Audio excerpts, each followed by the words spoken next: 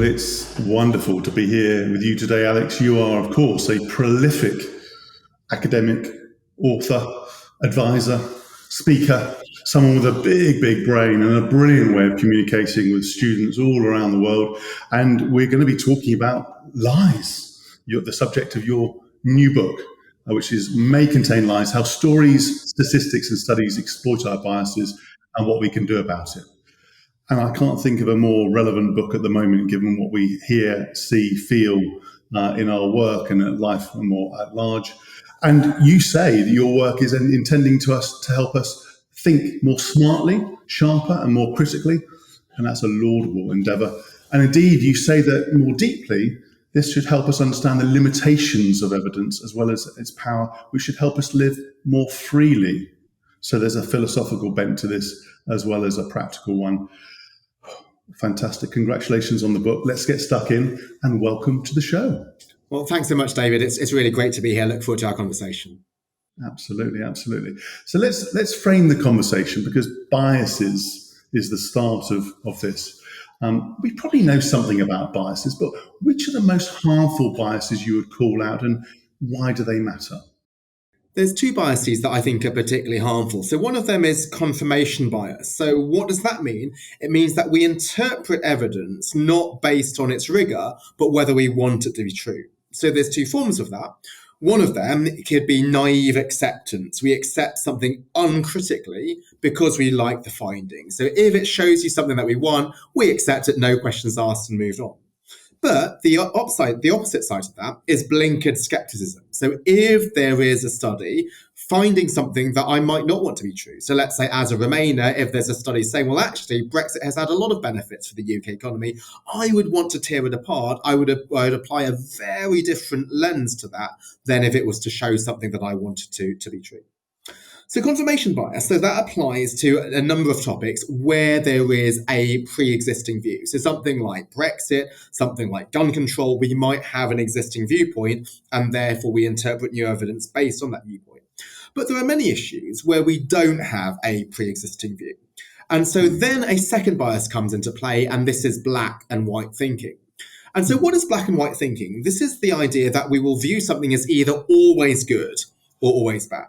So one example that I use in the book is of the Atkins diet. So the Atkins diet surrounds carbs. Now, with protein, we might have a pre-existing view that protein is always good. We learn that it builds muscle. With fat, we might have a pre-existing view that it's always bad because fat, the name suggests, it makes you fat. But carbs, that seems a bit more neutral. So the Atkins diet just said carbs are always bad.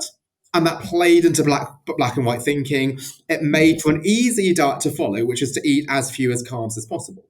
But notice, had he made another diet, which had instead been eat as many carbs as possible, that might have also been successful, because that also plays into black and white thinking. We like to see foods as good superfoods or bad foods to avoid. And that also would lead to a simple diet, eat as many carbs as possible. And so this is interesting because it means that to become a bestseller, Atkins didn't need to be right. He didn't need to be based on scientific evidence. He just needed to be extreme. And one reason why his diet, which wasn't supported by evidence, became so successful, his book is the best-selling weight loss book in history and still is even today, was because of the extremity. So you have confirmation bias for things we have a strong pre-existing opinion, and black and white thinking for things where we don't have a pre-existing opinion, but we think that it will either be one way or the other. It's one of the things I love about your book and your work. You cover topics from academia all the way to sort of practical day-to-day life that many of us will experience. How pervasive are both of those? Is this something that's all around us all the time, or are there specific situations you would call out? Unfortunately, I think it's all around us all the time. So I don't want to be a doom monger. And obviously, people often will say whatever they write about is all there all the time in order to gain attention and to say, oh, everybody should read the book. But this is why I, as a professor of finance, whose main work is on finance and economics, launched out and broadened out into something like misinformation, because it was affecting so many aspects of life. So it doesn't just affect my professional life, in terms of looking at what drives company performance, but even in personal life. So after my son was born, one of the decisions we had to look at was, do we bottle feed him or breastfeed him? Everybody tells you that breastfeeding improves child outcomes because if you look at correlations, breastfed babies do better along a range of mental outcomes and physical outcomes. This is both long-term and short-term outcomes, and also the outcomes for the mother also tend to be better. But as we know, correlation doesn't imply causation. And what further studies found was that there were common factors which both drove the decision to breastfeed and also drove the child or the mother outcomes. For example, having a supportive home environment is a big driver behind the breastfeeding decision because breastfeeding is something which is exhausting and takes a lot of time. And it is the more supportive home environment that leads to the beneficial outcomes. And this is really important because sometimes mothers can be guilt-tripped into saying, oh, you're not a good mother unless you're breastfeeding all the time. So even you're absolutely exhausted, then you will choose to breastfeed. It means that as a father, you can't really help out with feeding. And so this is why I wanted to look into the evidence on that decision to see, well, is the evidence a causation or just a correlation? And that's what led me to realize that actually we see misinformation in so many aspects of our lives, not just working, but also personal. I guess once you have this framework or way of thinking that clearly you've developed and you practice, you apply it to everything. I mean, I wasn't expecting you to talk about breastfeeding, but that's a very important topic for mothers and families, of course. So is this something that you apply all the time, or is this something that you sort of roll out for specific, important decisions like to breastfeed or not? Or do you still rely on gut feel? Well, I'd like to try to rely on it or to use it all the time, but just we also have to be realistic because to have this scrutinizing mind, sometimes what it involves is to check the underlying sources. And so if you were to Google the effect of breastfeeding on child IQ, what I actually found was the Google previews actually only captured a small part of the underlying research. And when I clicked on the underlying research, actually the sample was a selected sample. If you read on just one more sentence, the next sentence would contradict the Google preview. But I was willing to do that for breastfeeding because I thought that's a really important decision, not only for my son's outcome, but also for my wife's just ease and whether I would be able to help out with her or whether she felt she always had to breastfeed. But for something which is not so important, then I might not do the same scrutiny. So I think you should apply the 80-20 principle here. I know that people who write books should want to say that the principles of the book should be applied all the time, but I recognize that we're inhuman, there's limited cognitive capacity. So I think for important decisions, but also decisions for which biases might be at play because we have a strong pre-existing view, then we might want to be particularly discerning. And I think biases are still in play in something like breastfeeding because my natural instinct is to think, well, evolution and the human body and nature, that is always going to be better than something manufactured by a giant pharmaceutical. And that's why I would often be gravitating towards what often people tell you, which is breastfeeding has a positive causal effect. Yes. Let's look at the business world then. Where would you place a typical business, a sort of representative business, if there is one, on your sort of ladder of misinference? And the reason I say that is when I read the book diligently, I came away feeling moved in terms of the topic of misinformation, a bit depressed at times, but then inspired by the solutions, which we'll come to. But also thinking about situations in my own life where I'm thinking, actually, that was a statement. That wasn't quite a fact. That was correlation, not causation, and so forth. If you had to paint a broad picture of the business world, how far away are they from the ladder of inference? Unfortunately, I think they are very far away. I think even the most basic errors are made by many companies. So let me just give a little preview of the ladder of misinference for those unfamiliar with it. So what I try to stratify is misinformation into different categories. And why do I do that? There's a lot of other great books on misinformation out there. But you often come away confused because they give you a long laundry list of all of the different 50 manifestations of misinformation. And it's hard for a reader to apply this and to put it into practice. So I try to whittle this down to 4 missteps. So the first misstep is climbing from a statement to fact. So seeing a statement and thinking it's fact when that statement is not actually true. It might not be backed up by any data behind it. The second misstep is misinterpreting a fact as data. We look at a single case study or a single anecdote and we think this is generally true when it might actually be a hand-picked, cherry-picked example. The third misstep is misinterpreting data as evidence, and the breastfeeding example is one manifestation of that, where we mistake correlation for causation.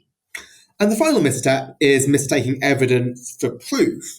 Even if you find evidence in one particular setting, it might not be universal. So maybe you might find that breastfeeding has indeed superior causal outcomes, maybe for working age women between 30 and 35, but this might not apply to women in general. So if you're an older or younger mother, then a study which is conducted on this subsample might not apply to you. But because of black and white thinking, we think if a result holds in one context, it's going to always hold.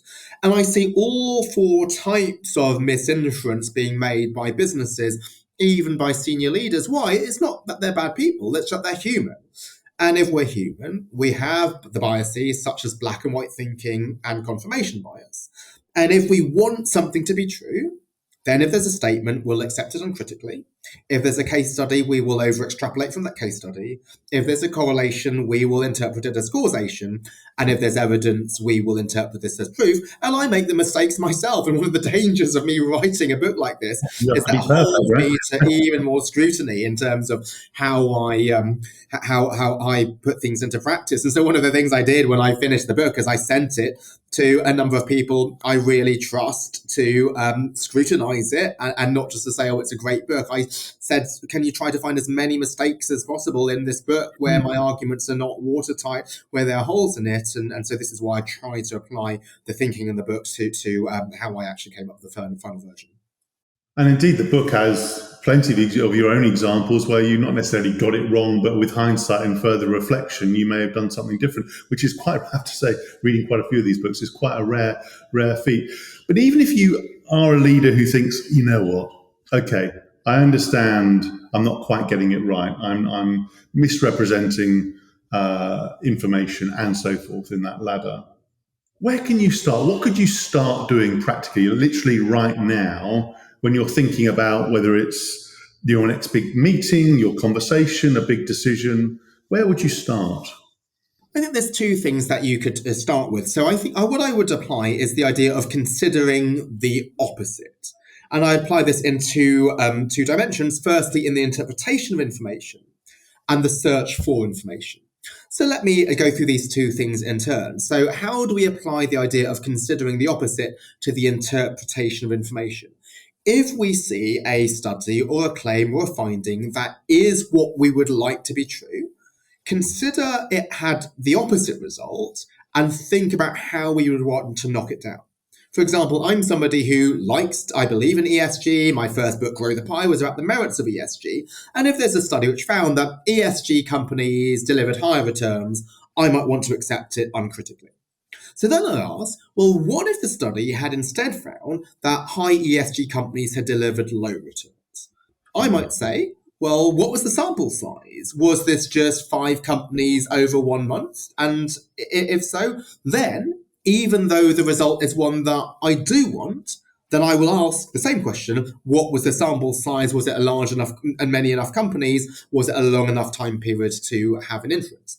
I might also ask, what are the common factors? Was this just tech outperforming fossil fuels? So indeed, in the start of the coronavirus crisis, we did have green companies outperform brown companies, but this might be nothing to do with sustainability, but just an industry effect. Yes. And so let's try to look at, well, are there common factors which are driving it? So I consider the opposite. In terms of the interpretation of information, I would consider if it had the opposite result, the one that I didn't like, how might I scrutinize it? Also, I apply consider the opposite idea to searching for information. So if I'm somebody who is a strong Remainer, which I was, then how do we try to find other sources of information which might be trustworthy on the Brexit side? And I would love to say that when we have the referendum, I deliberately try to search out Brexiters and go to Brexit debates, but I didn't. I just got lucky. So I went to Merton College, Oxford, And then the reunion event in London of that year happened to have a Brexit speaker. And yeah, had it not been for the chance of free bubbly and being able to catch up with my friends, I might not have gone along. But at least if I give myself a little bit of credit, I didn't let the fact that there was a Brexit speaker deter me from going. And this was the single most eye-opening talk I've ever seen. So I often thought that Brexit supporters were misinformed and they just believed information on the side of a bus. But this guy had cogent arguments. He backed up everything with data and evidence and logic. And even though I didn't agree with every single argument, I certainly came away with a very different view to what I had done previously. And so since then, I try to ensure that I subscribe to both the Telegraph and the Guardian, which are two quite opposed politically newspapers, just to ensure that I try to see both sides of any issue. And is this seeing both sides? Is this something that comes to you? How do you make that start? Is it the fact that you can see the error of your ways? Do you need people around you who can perhaps think differently? How do you? It sounds logical what you say, but if you have these strong views, it's still quite a leap, isn't it, to sort of push yourself in that space at times when you might feel under pressure or under time pressure in particular, and think, you know what, here's a shortcut. So how would you move yourself forward apart from this sort of moment from Damascus, if you like, of thinking, oh, I've just got to do it? So one of the fortunate things, because it's difficult, so without good fortune, it might be hard to come by. But one of the fortunate things about my profession of being an academic is this is part and parcel of academia. So whenever you present a paper at a conference, the presentation is always followed by a discussion. So there is somebody who has been assigned to read your paper in detail and then comment on it. And they typically will come up with critiques constructively, but they are there to try to poke holes in the paper.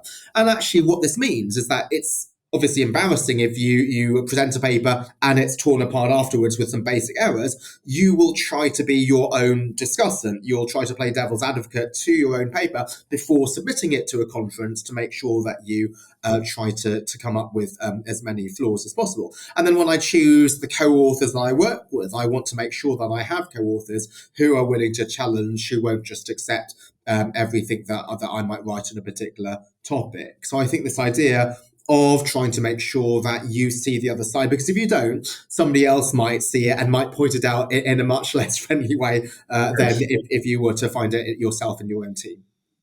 I mean, I can see the impact, clearly the positive impact of doing this. I guess the question in my mind is, many organizations define or at least consider their success in terms of output as opposed to outcomes. So the amount of activity, the amount of deliverables, and so forth. Is the implication of what you're saying that we would do less because some of this review takes longer, but less may be better? Or is it the fact that once you get used to doing it, it actually becomes part of your psyche and becomes part of a process?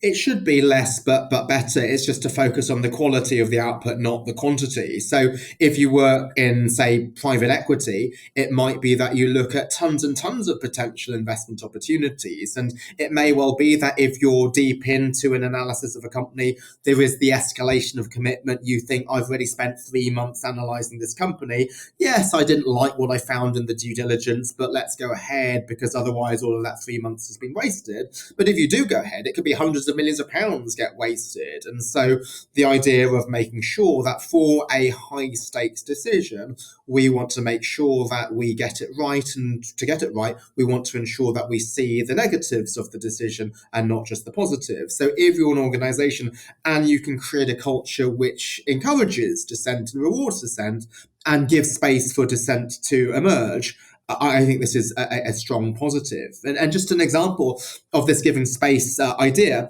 there was a meeting at General Motors when Alfred Sloan was in charge, and he closed the meeting by saying, does anybody disagree with this opinion? And nobody disagreed.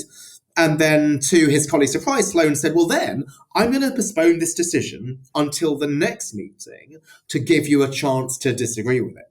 So his view is that no decision, no idea he comes up with can be 100% flawless. So if nobody has come up with any flaws, it's not because it's actually flawless. It's just that because people hadn't had time to think about flaws and maybe they don't want to raise the flaws in front of the boss.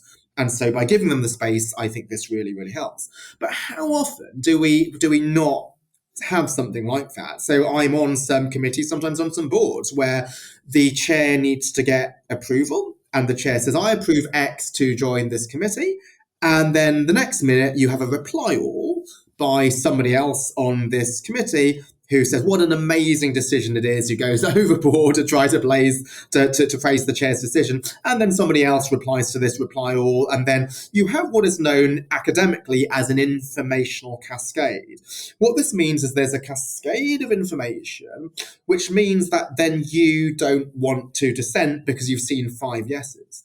Now, what is important is that people say the only reason that you don't dissent is if you're scared and you just don't have the guts to have a different viewpoint. But this is actually not the case. So there has been a really influential academic paper on informational cascades, which says even if you have no qualms about expressing a different view, even if your only goal is the group making the correct decision rather than you saving face, it might still be rational for you to self-censor. Why?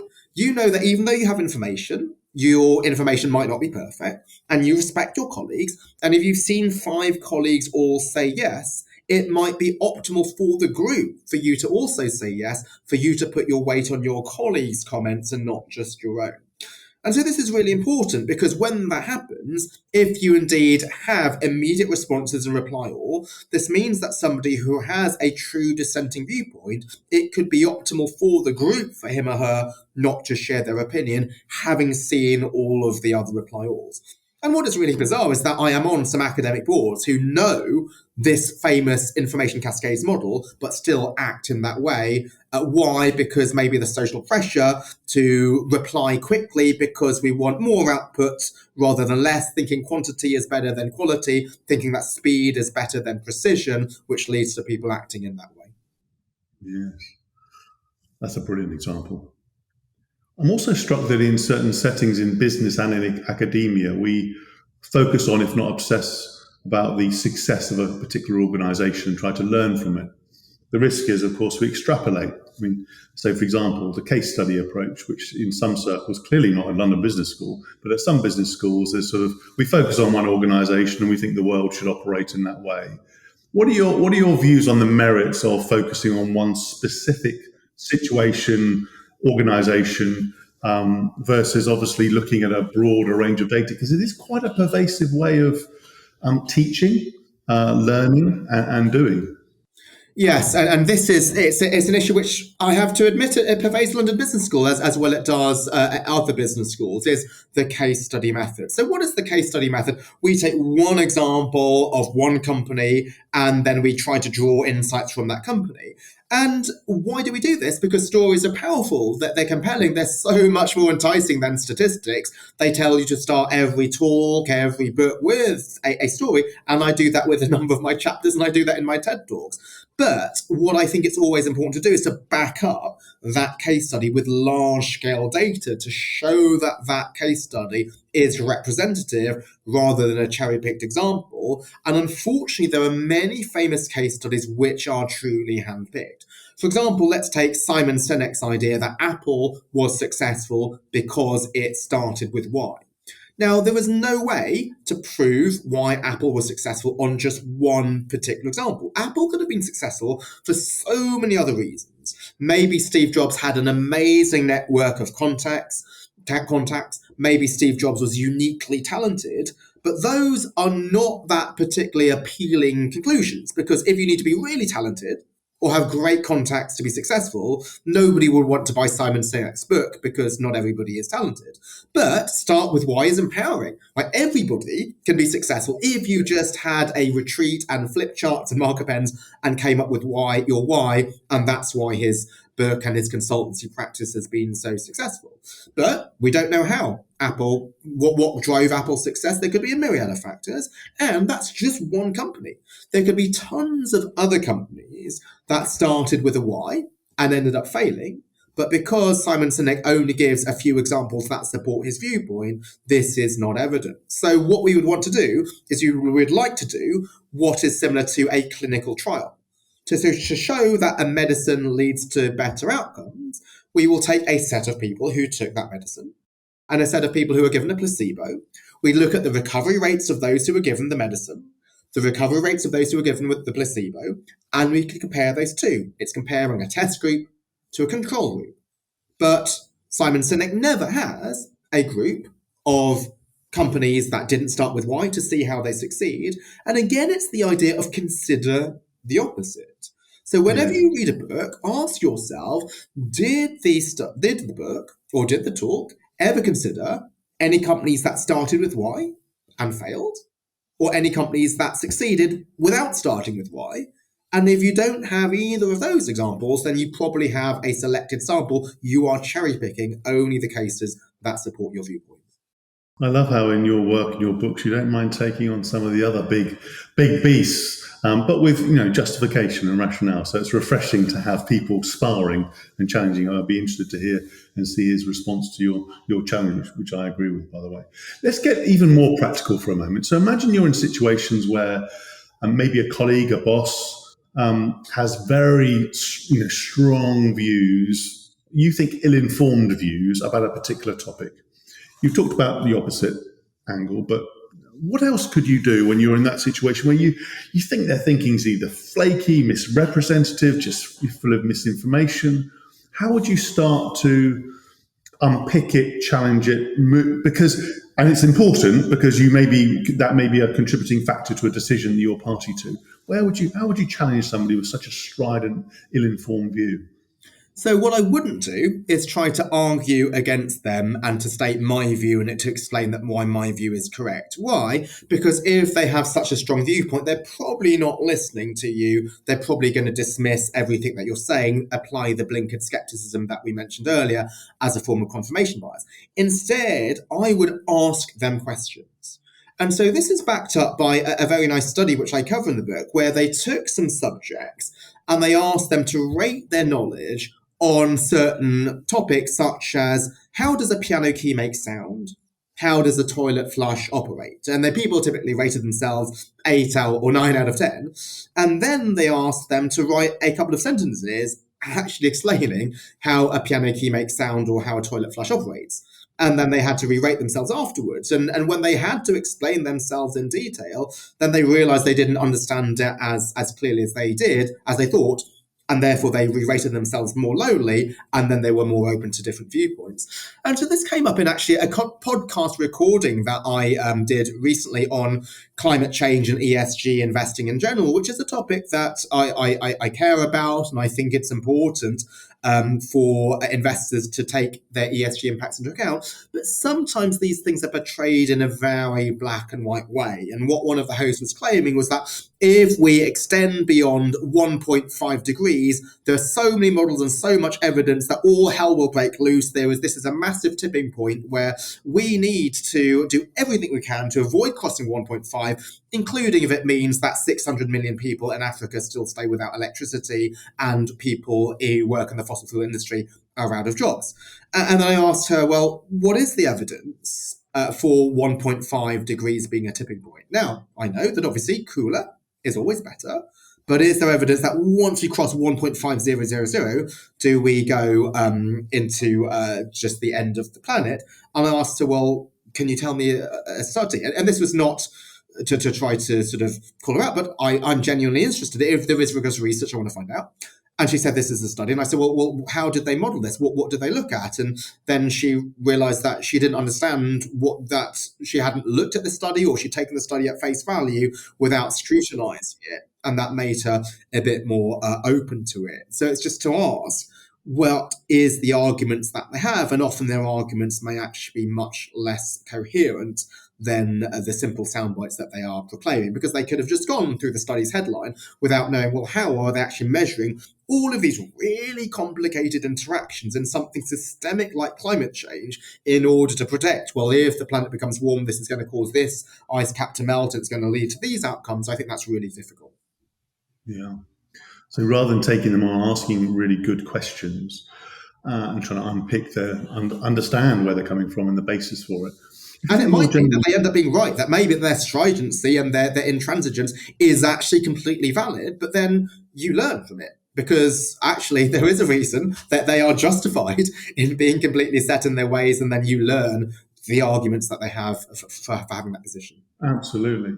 So if we move from individuals to organizations, you talk about developing a more scientific culture. What does that mean and how do you do it? How do you inspire more cognitive diversity of view? And we touched on this already. And the reason I mentioned cognitive, I've been in organizations that have pretty good representation by background type of person and so on, but frankly, very limited. So bluntly speaking, it looks diverse, even though actually people are not speaking up, being themselves, and actually there's quite a lot of groupthink. So what does scientific culture actually mean, and how do you inspire more edge and debate and dissent? I think there's two aspects to it. There's firstly the recruitment of a diverse set of people, but number two, putting in the culture to ensure that they contribute their different viewpoints.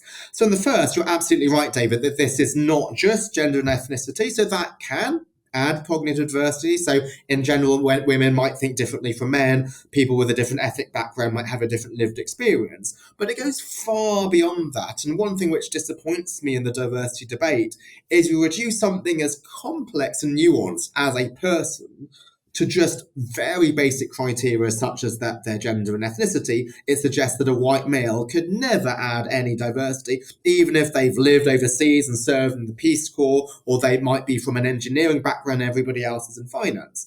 And so then what types of cognitive diversity might you be looking for? I think it's situation specific. So I don't want to apply black and white thinking to this issue. So it depends on what problem you're trying to solve. So maybe in an investment team, a cognitive diversity might involve some people who are typically seeing the upside potential of an investment, and others who might be more conservative and pessimistic and trying to always look at what can go wrong in risk management. There might be some people in an investment team who are very good at quantitative factors, predicting cash flows and profits, and others who might be looking more at issues such as corporate culture and customer trust.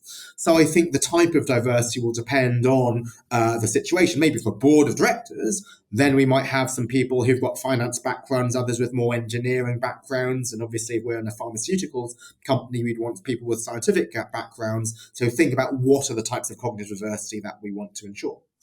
And then once we've ensured a mix of people, how do we put things into practice in order to ensure that they are able to contribute their different viewpoints? And then what's really interesting is it takes probably only a couple of small micro processes. So it doesn't take massive, big statements, which often might be very costly and might take a lot of re-engineering, but small things, such as not replying all to suggestions as I propose. Maybe what you would do is you would send your feedback to the chair of the meeting, and then he or she would collate all of that feedback.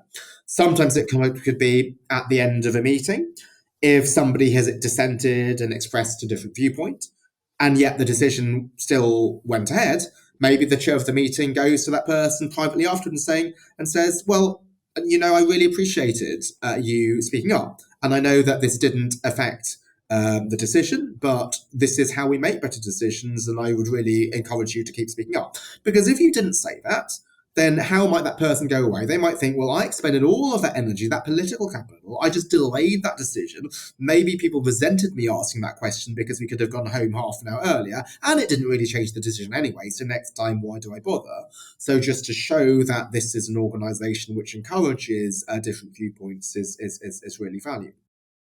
That's really, really powerful. That's very powerful. Let's delve into a little bit about you. That's part of the podcast as well. I mean, you clearly have a very clear way of thinking and you practice it in all aspects of your life that we've discussed over the last half an hour or so. How do you manage yourself though? Because you're in these are my words, and I don't want to spare your blushes, but you're more enlightened. You have a very high bar in terms of the quality of your thinking. Yet all around you, in work and life, you're seeing biases play out, misinformation being promulgated. How do you manage yourself so you don't, go around thinking, oh, that's just wrong, that's wrong. Oh gosh, how did they do that? How did they do that? How do you manage yourself personally, given you have such a clear and high bar and quality in critical thinking? Yeah, it is difficult because when you see misinformation, you might feel upset about it and think, "Oh, I need to reply to every LinkedIn comment which is spreading some misinformation," and then you'd have no time for anything else. I think it's to apply the same 80-20 principle that I referred to at the start. Is if there are influential studies which are being circulated and are having impact, there is a BlackRock study on diversity which was circulated a couple of months, I will then read this very carefully to make sure that any critique that I am making is based on the actual study, not people's paraphrases of the study, and then I'll try to write a thoughtful post and make sure that the concern that I'm having with it is only because of the quality of the evidence, not because I have a particular ideological position, either pro or anti-diversity. So I'll do that with that study because that's a particularly important study, but there's other things where I see there is something which is being misportrayed, but I will let that slide. I am not here. I have no prerogative. Nobody's appointed me to be the policeman of all of the information in the world, but something which is an academic study on a topic that I've done research in myself, such as diversity, I might think that's within my comparative advantage and it's fair game for me to comment on that. Yeah. It's refreshing. You're so human, and you got some common sense as well. Otherwise, you would get completely overwhelmed and probably depressed too. I mean, what are you working on at the moment in terms of your skill set? If you had to look at your skill set or your mindset and pick out one aspect of it, you think, Alex, actually, you know what? I need to do better at this. What would it be? It would be focus. So while I am trying to make sure that I only focus on a couple of things and don't try to pick all of the battle, to try to solve all of the world's problems and to pick my battles, I'm still only on a journey on that. And I'm sure that there's more things that I could say no to, or more things that I could refrain from being engaged in, even if they're interesting to me. If I say yes to something, then I have to say no to something else, or I have to do something to a slightly lower quality because I'm spread too thinly. So just to be able to say no and to focus on the things that really, really matter and are really in my strike zone, it will always be a journey. I don't think until I retire I'll ever have mastered this. And you, even notwithstanding that, you still produce incredibly high quality work, and a lot of it in a lot of different fora. If you had to take a typical day when you're absolutely smashing out of the park, you're doing your best possible work, what one practice helps you do that?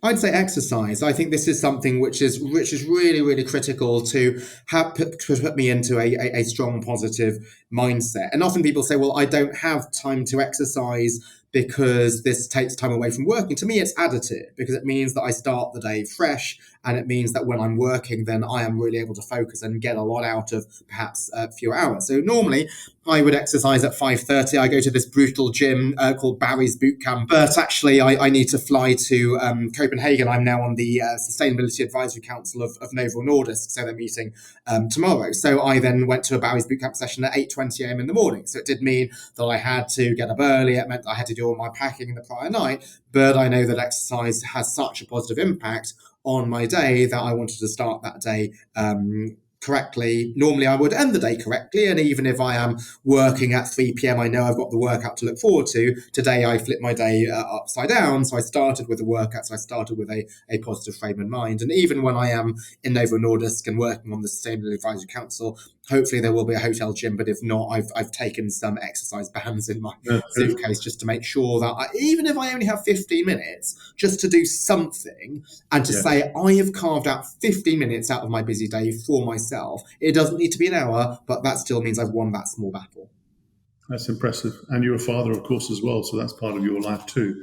And you talked about that earlier on. And the last question, a more philosophical one as opposed to a more practical one, is what impact are you looking to have on the world around you? So my personal mission statement is to use rigorous research to influence the practice of a business. So as an academic, my goal is to use research, but for me, it's not sufficient if that research just gets published in a top-tier elite academic journal and I get invited to present it at Harvard and all these great conferences. Because for me, why do we do research? And why, more importantly, do alumni donate so much money to universities to fund research? Is that research needs to have impact.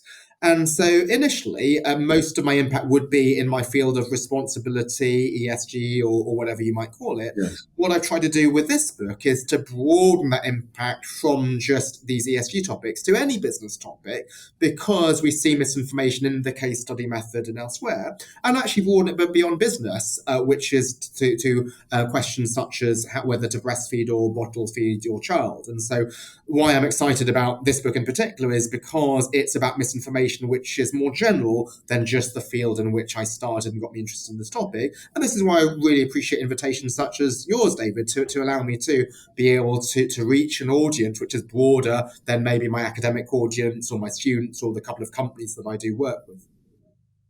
Very good.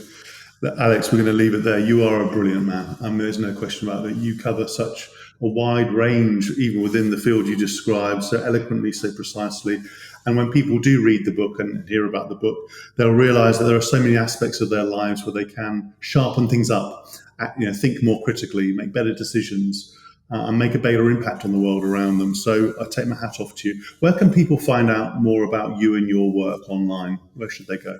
Well, thank you. So on LinkedIn at A Edmans, on Twitter or X or whatever it's called at A Edmans as well. So I'll try to put a lot of research there, and importantly, not my own work always, but often work by other people that I find interesting. Sometimes it's work by other people that disagrees with my viewpoint, but it still made me think.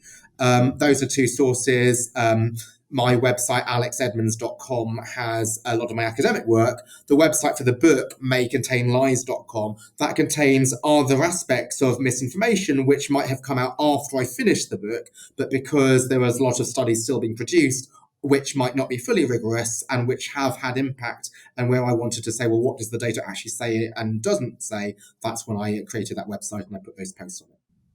That's a treasure trove there. I'd also call out the appendix in your book, which has really helpful checklists to help us evaluate statements, facts, data, and of course, evidence. I mean, it's incredibly helpful. Alex, that was a great conversation. I'm very grateful for your time. So thank you. Thank you so much, David. It was really great to be on your show. Fantastic. Well, so that was another edition of Lanceville on the Line. I do hope you enjoyed this episode as much as I did. Please do check out the other episodes in this series. Give us a nice rating. And do subscribe to the podcast on the YouTube channel. Alex, thank you ever so much again. Thank you, David.